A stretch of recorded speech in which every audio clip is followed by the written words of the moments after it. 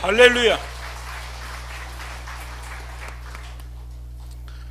오늘 예배 드리기 전에 저희 집사람이 오늘 강대상에 꽃이 없으니까 이 색깔의 넥타이를 하고 올라가라고. 여러분, 제가 꽃입니다. 무슨 꽃인지는 상상에 맡기겠습니다. 우리 옆 사람과 한번 인사하기 원합니다. 만나서 반갑습니다. 오늘 하루 제가 꽃이 되어 드리겠습니다. 제가 학창 시절만 해도 학기 초가 되면은 꼭 가정환경이라는 것을 조사했습니다. 그래가지고 가정환경 조사를 하니까 가정이 화목하냐 뭐 이런 걸 조사하는 게 아니라 집이 자가냐 전세냐 월세냐 차는 있냐 있으면은 몇 cc짜리냐, 심지어는 부모님의 학력까지 조사해가지고 부모님이 고등학교 나왔냐 중학교 나왔냐 초등학교 나왔냐. 그래서 초등학교도 안 나오신 부모님들이 참 학기 초만 되면 곤란해 하셨습니다. 여러분, 그러면 안 되지만 그렇게 조사된 가정 형편에 따라 은근한 차별 대우가 이루어지기도 했습니다. 여러분, 이처럼 학교에서조차 세상은 사람을 조건을 따지고 조건을 본다는 것입니다. 사람이 사람을 선택하는 기준도 세상은 조건입니다. 큰 회사에서 직원들을 뽑을 때 보면은 얼마나 조건을 많이 따지는지 몰라요. 인성이 좋은가, 성품이 괜찮은가, 실력이 있는가, 학벌이 좋은가, 건강이 괜찮은가. 조건이 나쁘면 선택될 확률이 낮고 조건이 좋으면은 선택될 확률이 높아지는 것이죠. 여러분, 이것이 바로 세상의 이치입니다. 그러나 하나님이 사람을 선택할 때의 기준은 이와는 전혀 다릅니다. 하나님은 사람을 선택하실 때 전혀 조건을 보지 않으세요. 그가 가진 재산도 학력도 건강도 몸무게도 하나님은 전혀 보지 않으십니다. 하나님께서 수많은 민족 가운데 어떤 민족을 탁 선택해가지고 당신의 백성으로 삼으셨는데 이스라엘이었습니다. 이 이스라엘이 조건이 좋아서 선택한 게 아니었습니다. 오히려 조건이 좋지 않아서 이유가 반대였습니다. 신명기 7장 7절 말씀을 보면은 하나님께서 이스라엘을 선택한 이유가 어떤 이유였냐면, 여호와께서 너희를 기뻐하시고 너희를 택하심은 너희가 다른 민족보다 수요가 많기 때문이 아니라 조건이 좋기 때문이 아니라 이런 말씀이죠. 너희는 오히려 모든 민족 중에 가장 적으니라. 오히려 너희 조건이 가장 좋지 않기 때문에 하나님이 너희를 선택했다는 것입니다. 실제로 고린도 교회 교인들의 면면을 보면 조건이 좋은 사람은 거의 없었고, 세상적인 기준으로 보면 조건이 시원찮은 사람들이, 좋지 않은 사람들이 훨씬 더 많았습니다. 고린도전서 1장 26절 말씀을 보면은, 형제들아, 우리 같이 한번 읽어보겠습니다. 형제들아, 너희를 부르심을 보라. 육체를 따라 지혜로운 자가 많지 아니하며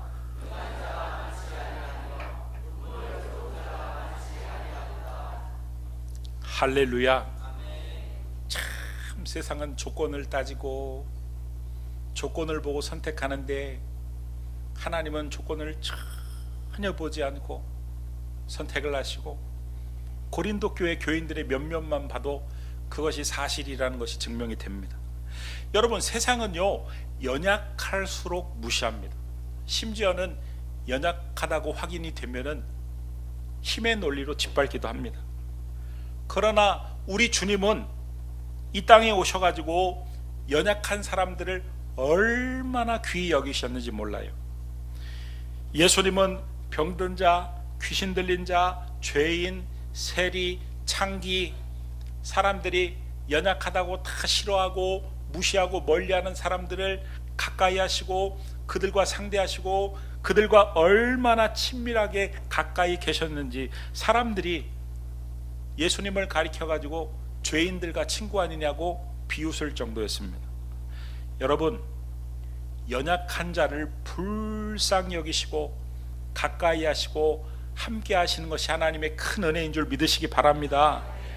이것이 하나님의 풍성한 은혜이고, 그 풍성한 은혜가 있었기 때문에 연약한 내가 지금 이 자리에서 예수를 믿고 예배를 드리고 있는 줄 믿으시기 바랍니다.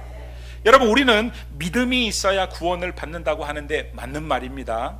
그러나 더 정확한 답은 에베소서 2장 8절에서 9절 말씀을 보면, 특별히 2장 8절 말씀만 보면은요, 우리 같이 한번 8절 말씀만 읽어보겠습니다. 너희는 그 은혜에 의하여 믿음으로 말미암아 구원을 받았으니 이것은 너희에게서 난 것이 아니요 하나님의 선물이라. 여러분, 이 은혜와 믿음의 순서를 주목해서 한번 보시기 바랍니다. 그 은혜에 의하여 믿음으로 말미암아 구원을 받았다. 믿음보다 먼저 있는 것이 은혜예요. 은혜에 의하여 믿음으로 말미암아 구원을 받았다. 그러니까 여러분, 우리에게 있는 믿음조차도 하나님이 은혜로 주셨기 때문에 있는 것이다. 내가 믿는 게 아니라 하나님이 믿게 하셨기 때문에 믿어지는 것이다. 할렐루야. 여러분, 하나님은 왜 하필이면 연약한 나를 선택하여서 예수를 믿게 하셨을까? 그래서 하나님의 자녀로 삼아주시고 당신의 백성으로 삼아주시고 천국 가게 하셨는가?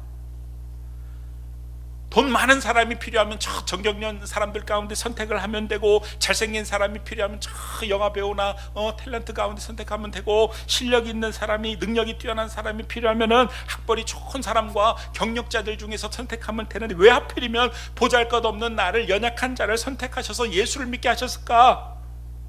여러분, 이 세상에 잘난 사람들은요, 하나님이 어디 있느냐고 반문을 합니다. 예수님을 구절하고 절대로 고백 못합니다. 고개를 도리도리 칩니다. 아무리 예수님을 들어도 믿어지지 않는다고 합니다. 그런데 나는 한 번도 눈으로 보지 않는 그 하나님이 살아계신 신으로 믿어지고, 한 번도 보지 못한 우리 예수님이 나의 구주라고 왜 고백을 할까? 바로 이것이 바로 하나님이 나에게 베풀어 주신 풍성한 은혜 때문이다. 할렐루야. 여러분, 하나님이 우리같이 연약한 자에게 풍성한 은혜를, 왜 그 풍성한 은혜를 베푸시냐면, 우리는 그 풍성한 은혜가 필요할 정도로 너무 연약한 존재이기 때문입니다. 적당한 은혜를 베풀어서는 잘 믿지 못하는 연약한 존재이기 때문에 그렇습니다. 풍성하게 은혜를 베풀지 않으면 우리가 연약하기 때문에, 은혜가 은혜인 줄 알지 못하기 때문에 그렇습니다. 하나님이 풍성한 은혜를 우리에게 베푸시는 이유는 그 풍성한 은혜가 풍성해야 선명하게 드러나기 때문에 그렇다, 이런 말씀이에요. 그런데 문제는 하나님이 아무리 풍성한 은혜를 부어주실지라도 어느 순간부터는 그 풍성한 은혜가 당연하게 여겨진다는 거예요. 하나님이 나에게 믿음 주셔서 예수 믿게 하시고 구원받게 하셨는데, 처음에는 하나님의 은혜입니다, 하나님의 은혜로 내가 구원받았습니다, 이렇게 하다가 신앙생활을 오래 하다 보면 무뎌져 가지고 풍성한 하나님의 은혜가 은혜로 느껴지지 않고, 마치 자기가 잘나가지고 마치 자기의 실력으로 믿어지는 줄 착각하기 쉽다, 이런 말씀이에요. 제가 예전에 사역하던 교회에서 정태국 목사님 이야기를 언젠가 한번 말씀을 드린 적이 있을 겁니다. 여러분, 교역자 세계에 불문율이 있습니다. 교역자를 뽑을 때, 예를 들어서 부목사님을 뽑을 때 원래 있던 부목사님보다 나이가 조금이라도 어린 분을 뽑는 게 불문율입니다. 왜냐하면 한국 사회에서는 아무래도 이 나이 문화, 서열 문화가 있어가지고 좀 나이 어린 사람에게 지시받는 것을 별로 좋아하지 않습니다. 그런데 이 정 목사님은 나이가 굉장히 많을 때 신학교를 가는 바람에, 그분이 교회에 왔을 때, 사역자로 왔을 때 선임보다 나이가 4살, 5살이 많았어요. 그러니까 부목사님들이 한 35살일 때 우리 정 목사님은 한 40세 정도의 사역자로 온 것이죠. 그때 사역자로 받아준 것도 하나님의 정말 풍성한 은혜였습니다. 여러분, 제가 사역하던 교회는요, 했던 교회는 군대식 문화였습니다. 그래가지고 군대식 문화가 뭐냐면은 막내가 제일 많이 해야 됐어요. 문제는 그 교회가 찬양을 참 많이 했어요. 우리처럼 앞에만 찬양하고 들어가는 게 아닙니다. 오늘 우리 황민수 장로님이 기도하셨는데, 대표 기도 끝나면은 또 찬양 인도자들이 나와가지고 15분 동안 또 찬양 인도를 해요. 그걸 중간 찬양이라고 부릅니다. 그러니까 예배가 굉장히 많은데 예배마다 중간 찬양이 있으니까 이 찬양 횟수가 굉장히 많은데 신입은 제일 늦게 들어온 사람은 찬양 인도를 제일 많이 해요. 그런데 문제는 우리 정태공 목사님은요, 음치 중에도 그런 음치가 없네, 박치 중에도 그런 박치가 없네. 제가 흉내를 한번 내볼게요. 예수 사랑하심은 거룩하신 말일세. 이거는 박자가 맞는군요. 그런데 이분이요, 자기가 찬양을 못하니까 처절하게 연습을 하는 거예요. 이 교역자실하고 새가족실이 붙어있는데 새가족실에서요, 다음 날이 찬양이라 그러면 연습을 몇 시간 하냐면요, 2시간에서 3시간 합니다. 목이 쉬도록 연습하는 거예요. 교육자 사무실에서 그 연습하는 소리를 들으면요, 하나님 저에게 좋은 성대와 음량을 주셔서 감사합니다, 이런 감사도 나오고, 한편으로는 그분이 너무 불쌍한 거예요. 그런데 저만 그분에게 불쌍한 마음을 품었던 게 아니라 우리 교육자 사무실에 있었던 모든 교육자들이 그가 밤마다 찬양이 있으면 2시간씩 3시간씩 목이 쉬도록 박자도 음정도 틀리면서 이렇게 연습하는 것을 보고 큰 마음을 품은 것이죠. 그래가지고 그분이 찬양 인도를 하러 올라가면 교역자 중에서 제일 음성도 좋고 찬양도 잘하는 두 분이 서브라고 저 밑에서 마이크를 잡고 크게 불러주는 거예요. 또 방송실에서도 그분을 불쌍히 여기셔서 그분이 찬양 인도하는 마이크 소리는 죽이고 서브하는 소리를 크게 키워줘 가지고요, 이분이 아무리 박자를 놓치고 음정이 안 맞고 아무튼 소리가 안 좋아도 찬양 소리가 얼마나 빵빵하고 크고 은혜롭게 들리는지. 그런데 한 1년여 정도 시간이 이렇게 지나니까 어느 날부터 이분이 밤에 찬양 연습을 하러 안 와요. 점점 횟수가 줄어들어요. 그러더니 어느 날 저에게 찾아와서, 목사님, 제가 찬양인도 좀 잘하는 것 같지 않습니까? 제가 보기에는 죄송하지만요, 그분은 실력이 1도 늘지 않았어요. 여러분, 연약한 자를 불쌍히 여기고 하나님이 크고 풍성한 은혜를 베푸시면 그 풍성한 은혜를 인정하며 높이며 찬양하며 자랑하며 사시기를 주의 이름으로 축원합니다. 여러분, 우리가 성경을 읽다 보면은 오해를 하기 쉬운 부분이 딱 한 군데가 있는데 어떤 부분이냐면, 왜 예수님은 12 제자 중에 3 제자를 편애하셨을까, 이런 부분입니다. 예수님은 아주 중요한 현장에, 야이로의 딸을 살릴 때나 변화산을 올라갈 때나 겟세마네 동산에서 막 처절하게 기도할 때나 3명의 제자를 특별히 데리고 다녔는데 그 3명의 이름이 베드로, 야고보, 요한이라는 제자입니다. 그래서 신학자들 사이에서는 이 3명의 제자를 빅3 이렇게 부르는 분도 계시고 진골 이렇게 표현하시는 분도 계십니다. 그래서 성도님들 가운데는 예수님이 이렇게 특별히 데리고 다녔던 이 3 제자를 주님이 편애하셨다, 특별히 사랑하셨다, 이렇게 알고 계시는 분도 계시고, 어떤 목사님은 교회 안에서 자기 성도들을 편애하면서 예수님도 잘하는 사람 편애하셨는데 나도 잘하는 사람 편애하는 건 당연하다, 이렇게 말씀하시는 분도 계세요. 그런데 여러분, 우리가 오해하지 말아야 할 것은 예수님께서 유독 베드로와 야고보와 요한 3 제자에게 특별한 관심을 보이신 것은 그들이 뛰어나서가 아닙니다. 오히려 그들이 제자들보다, 다른 제자들보다 더 연약한 지체들이었기 때문입니다. 만약에 예수님께서 그들을 그렇게 특별히 보호해 주지 않으면 그들이 너무 연약해서 나중에 제자로서의 사명을 감당하지 못할 것 같으니까 연약한 자를 더 귀히 여기시는 하나님의 은혜 때문에 그렇게 하신 것이다. 여러분, 이런 관점으로 보는 것이 타당한 것이, 이 3 제자의 평소의 모습을 잘 살펴보면 그들이 뛰어난 게 아니라 거꾸로 그들이 참 모자라구나, 연약한 사람들이구나 라는 사실을 발견할 수 있습니다. 여러분, 우리가 아는 대로 베드로는 어떤 사람입니까? 참 연약함이라고 말하면은 둘째가라면 서러워할 정도로 연약한 사람입니다. 시키지도 않은 일을 해가지고 사고를 자주 친 사람이에요. 괜히 남의 귀를 잘라가지고 예수님 앞에 잘라가지고 예수님을 번거롭게 한 사람이고, 용기가 많은 척 손을 들고 무리를 걷게 해달라고 해놓고는 겁이 많아가지고 물속에 빠져가지고 익사 직전에 구조가 되기도 하고, 겟세마네 동산에서는 기도해야 되는 시간에 졸기도 하고, 예수님을 모른다고 부인하기도 하고 저주하기도 하고, 참 연약한 사람이었습니다.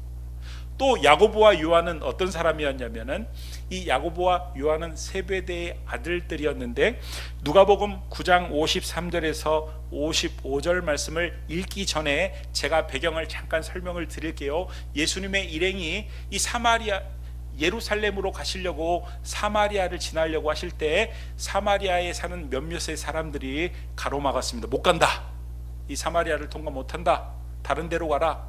그랬더니 세베대의 아들들 야고보와 요한이 예수님을 찾아가서, 예수님, 저 싸가지 없게 말하는 저것들 하늘에서 불을 내려가지고 죽여버리십시다. 예수님이요, 제자들에게 꾸짖는 법이 없는데 얼마나 기가 찬지, 너희들 정신 차리 꾸짖을 정도였어요. 졸고 있는 사람 깨어나라고 제가 한번 소리를 질러봤습니다. 자, 그런 배경으로 이 말씀 우리 같이 한번 읽어보겠습니다. 예수께서 예루살렘을 향하여 가시기 때문에 야고보와 요한이 이를 보고 이르되, 주여, 우리가 불을 명하여 하늘로부터 내려 저들을 멸하라 하기를 원하시나이까? 예수께서 돌아보시며 꾸짖으시고. 얼마나 모자란 사람들입니까? 자기에게 조금 손해를 입혔다고 불을 내려가지고 사람들을 죽이자니요. 여러분, 오늘 우리가 읽은 이 본문 말씀은요, 이 세 명이, 베드로와 야고보와 요한이 세트로 얼마나 모자란 인간들인가를 적나라하게 증명하는 본문입니다. 예를 들어 가지고, 여러분은 목사인 제가 평소에 여러분들에게 한 번도 우는 표정을 보여준 적도 없고, 막 근심한 표정도 보여준 적도 없고, 공개적으로 제가 여러분들에게, 여러분, 제가 개인적으로 이런 부탁을 좀 드리겠습니다, 이래본 적이 없는 제가 어느 날 갑자기 강대상에서 막 울면서, 여러분, 제 마음이 몹시 슬프고 걱정이 많은데 제 부탁 좀 들어주십시오. 그러면서 제가 부탁을 여러분들께 드리면 아마 여러분들 깜짝 놀라지 않겠습니까? 아니, 목사님 왜 저러시지? 오늘 분위기가 왜 이래? 무슨 부탁을 하시려고 그러시지? 그런데 제가 부탁을 드렸는데 그 부탁이 아주 어려운 부탁도 아니고 쉬운 부탁이면, 그래, 목사님이 저렇게까지 심각하게 생각하시고 부탁하시는데 들어드려야, 여러분, 그게 인지상정 아니겠느냐, 이런 말씀이에요. 여러분, 겟세마네 동산에서 예수님께서는 평소와 다른 분위기셨어요. 무척이나 슬프고 근심된 얼굴로 이 세 명의 제자들에게 부탁을 하셨습니다. 마태복음 26장 37절에서 39절 말씀을 보면은, 특별히 37절과 38절 말씀을 보면은, 베드로와 세베대의 두 아들들을 데리고 가실 때 고민하고 슬퍼하사, 여러분, 고민하고 슬퍼하사, 우리가 말로도 이야기를 하지만요, 표정으로도 이야기를 하는 겁니다. 그 세 명의 제자들에게 고민하고 슬퍼하시는 모습으로 이야기를 하신 것이죠. 아니, 표정만으로는 부족해서 그 다음 절을 보면은, 이에 말씀하시되, 말씀으로도 그들에게 부탁합니다. 내 마음이 매우 고민하여 죽게 되었으니. 평소에 예수님이 이런 표정을 지으신 적이 없고, 평소에 예수님이 이런 부탁을 하신 적이 없습니다. 그리고 큰 부탁도 아니고, 예수님이 뭐라고 부탁하셨냐면 깨어 있어 달라는 부탁이었습니다. 주님이 멀리서 기도한 것도 아니고, 어떤 성경에 보면은 돌 하나 던질 정도의 거리에서 주님이 기도하셨다니까. 주님이 기도하신 것을 분명히 그들이 들었을 것입니다. 주님이 어느 정도 처절하게 기도를 하셨냐면 땀방울이 핏방울이 될 정도로 처절하게 기도를 하셨습니다. 그렇다면 제자들이 좀 사람이 모자라도 그 정도면 분위기를 파악하고 놀라서라도 잠이 달아나야 되지 않겠느냐, 이런 말씀이에요. 그런데 주님이 와가지고 보니까 잠을 새 제자고 자고 있었어요. 이런 경우에는 잠을 자고 있다고 하지 않고 잠을 쳐 자고 있다고 표현하죠. 주님이 얼마나 섭섭한지 베드로에게 이렇게 표현하셨습니다. 마태복음 26장 40절 말씀을 보면은 제자들에게 오사 그 자는 것을 보시고 베드로에게 말씀하시되, 베드로에게만 말씀하셨어요. 두 자는 사람은 깨우지 않고 너희가 나와 함께 한 시간도 이렇게 깨어 있을 수 없더냐. 그리고는 그러면은 또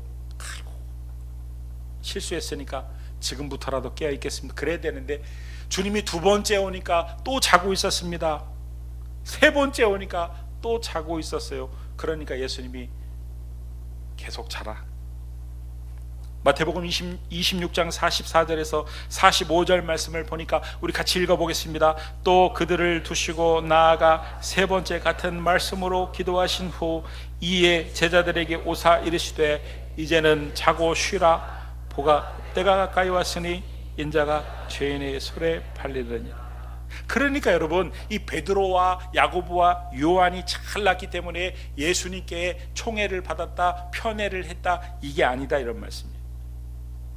그들의 실력이 뛰어나고 그들의 능력이 뛰어났기 때문에 사도행전의 주역이 되고 순교를 하기까지 복음을 전하고, 그런 게 전혀 아니고 주님이 이 세 연약한 사람들을 긍휼히 여기시고 특별한 은혜로 그들을 돌보셨기 때문에 그들이 주님의 은혜로 말미암아 마침내 위대한 사도가 되고 사명을 감당하게 된 것이다. 할렐루야. 여러분, 우리가 확실히 알아야 할 사실은 하나님의 은혜는요, 우리의 연약함을 덮기에 충분하다는 사실입니다. 여러분, 우리는 참 연약합니다. 신앙생활을 하면 할수록 깨닫는 것이 뭐냐면 내가 참 연약하다는 사실이 깨닫고, 네, 이제는 잘하겠습니다, 신앙생활 잘하겠습니다, 이제는 기도하겠습니다, 이제 말씀 보겠습니다, 그래 이제는 물질로도 헌신해야지. 깨닫기는 잘하는데, 결심은 잘하는데 번번이 그 앞에서 주저앉는 이유는 뭐냐? 내가 연약하기 때문이다. 여러분, 우리가 얼마나 연약한지 몰라요. 그런데 우리 예수님의 은혜는요, 그 연약함의 대명사인 베드로를 단 한순간도 그 은혜로 포기하지 않으셨어요. 주님은 그 은혜로 마침내 그 연약한 베드로를 일으켜 세우셨어요. 나중에는 오순절 마가의 다락방의 역사의 주역으로까지 베드로를 우뚝 세우셨어요. 사도행전의 주역으로, 믿음이 강한 사람으로, 순교자로 영광스럽게 변화시키셨어요. 여러분, 베드로전서 5장 10절 말씀은 베드로 자신의 경험담입니다. 베드로 자신의 고백입니다. 베드로전서 5장 10절 말씀을 보면 베드로가 뭐라고 고백을 하냐면, 하나님을 가리켜 뭐라고 표현하는지 한번 보세요. 모든 은혜의 하나님, 모든 은혜의 하나님, 곧 그리스도 안에서 너희를 부르사 자기의 영원한 영광에 들어가게 하신 이가 잠깐 고난당한 너희를 친히 온전하게 하시며 굳건하게 하시며 강하게 하시며 터를 견고하게 하시리라. 여러분, 이 고백은요, 그토록 연약했던 자신을 하나님이 은혜로 온전하게 하시고 굳건하게 하시고 강하게 하시고 터를 견고하게 하셨다는 표현이에요. 그러면서 베드로가 하는 말이 무슨 말이냐면, 내가 연약한 것은 전혀 문제가 안 됐다는 거예요. 내가 경험해 봐서 아는데 내가 연약한 것은 전혀 문제가 안 됐고 주님의 은혜는 나의 연약함을 덮기에 충분했다는 거예요. 내가 오늘날 이렇게 너희들 보기에 믿음이 좋은 것처럼 보이는 모습으로 변한 것은 원래부터 내가 이렇게 좋은 모습이었던 것이 아니라 사실은 무척이나 연약했는데 나의 연약함을 주님의 은혜가 덮었기 때문에 그 주님의 은혜 때문에 내가 이렇게 변하는 것이다. 그러니까 너희도 너희들의 연약함으로 절망하지 말아라. 하나님의 은혜가 있다, 이런 말씀. 할렐루야.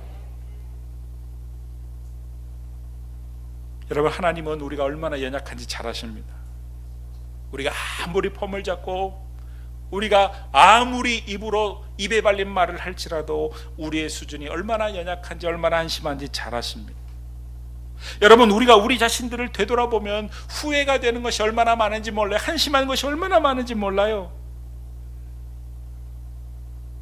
그러나 기쁘게 확인해야 할 것은 예수님은 지금도 우리의 연약함을 여전히 덮고 계신다는 사실이에요. 마태복음 8장 17절 말씀을 보면은 그 밑줄 친 부분에 우리 예수님을 뭐라고 표현해 놓았냐면 우리의 연약한 것을 친히 담당하시고, 주님은 지금도 우리의 연약함을 친히 담당하시는 분이세요.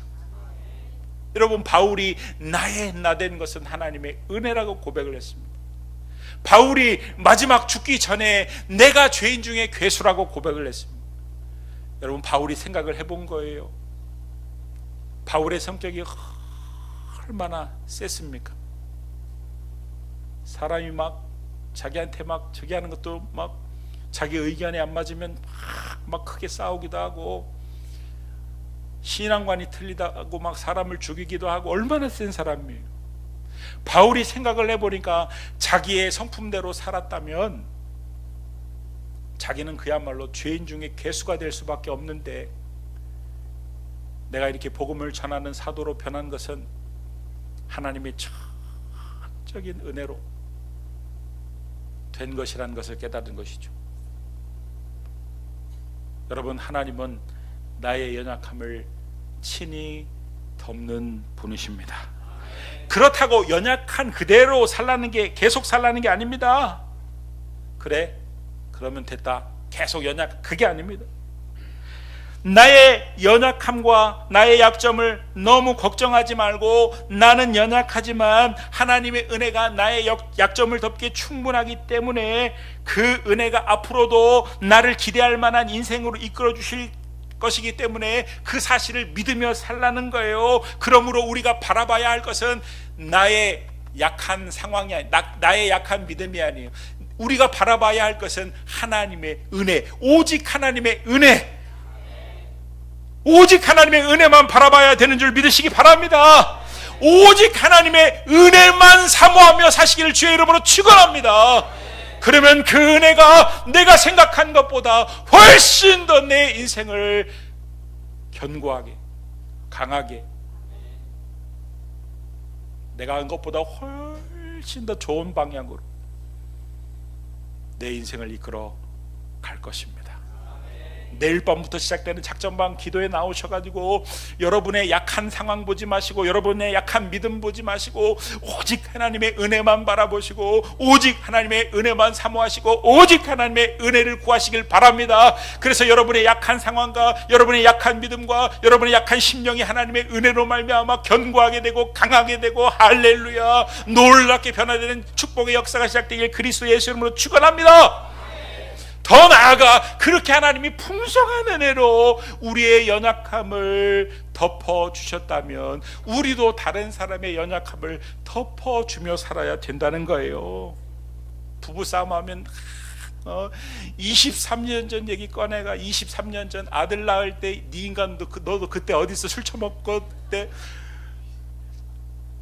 17년 전에 시어머니하고 싸울 때 이 인간 나한테 뭐라 그랬어, 그때 비수를 내 가슴에 쳐 박아가지고 내가 너를 볼 때마다 지금도 이러지 말고 들춰내서 괴롭히지 말고, 지금 이 이야기할 때 웃으면서 옆에 사람을 쳐다보는 아내들은 부부예요. 티나지 않게 지금도 새 부부가 옆에를 쳐다보고 있는, 티나지 않게. 그러면 안 돼. 따라해 보시기 바랍니다. 연약함은 고치는 게 아니고 덮는 것입니다. 우리 옆 사람에게 이렇게 마지막으로 인사하겠습니다. 당신의 연약함을 덮어드리겠습니다. 하나님의 풍성한 은혜를 입은 사람답게 주님처럼 잘 덮어주심으로 저와 여러분이 가는 곳마다 머무는 곳마다 연약한 사람들이 회복되고 굳세게 강건하게 세워지는 역사가 끊임없이 나타나는 역사가 있기를 그리스도 예수의 이름으로 축원합니다. 축원합니다. 축원합니다. 우리 이 시간 말씀을 붙들고 기도하며 나가기 원합니다. 하나님, 나의 연약함을 보지 않게 하여 주옵소서. 나의 연약한 상황, 나의 연약한 믿음, 나의 연약한 영혼을 바라보지 않게 하시고 하나님의 은혜를 바라보고 하나님의 은혜를 사모하고 하나님의 은혜를 찬양하며 살게 하여 주옵소서. 우리 기도하며 나가기 원하면 기도하시겠습니다. 고맙고 감사하신 아버지 하나님, 하나님의 은혜 없이는 살 수 없는 연약한 우리들이 이렇게 신앙생활을 하고 있습니다. 믿음조차도 하나님이 주셔서 신앙생활하는데 일이 잘 풀린다고 하여서 내가 마치 잘하는 것처럼, 내가 마치 신앙생활을 잘하는 것처럼 생각하지 않게 하시고 오직 하나님의 은혜를 인정하고 오직 하나님의 은혜를 찬양하고 오직 하나님의 은혜 없이는 살 수 없음을 고백하고 하나님, 상황이 아닌 사람이 아닌 나의 연약함이 아닌 오직 하나님 은혜를 바라보고 은혜를 사모하고 은혜를 간구하며 살게 하여 주옵소서. 그래서 하나님의 은혜가 내가 생각하는 것보다 나를 훨씬 더 견고하고 강하게 하는 놀라운 은혜들이 있게 주여 도와주시옵소서. 하나님, 은혜를 바라보며 은혜를 사모하며 살게 하여 주옵소서. 그때 우리의 삶이 견고하고 강해지게 하여 주시옵소서. 예수님의 이름으로 기도드립니다. 아멘.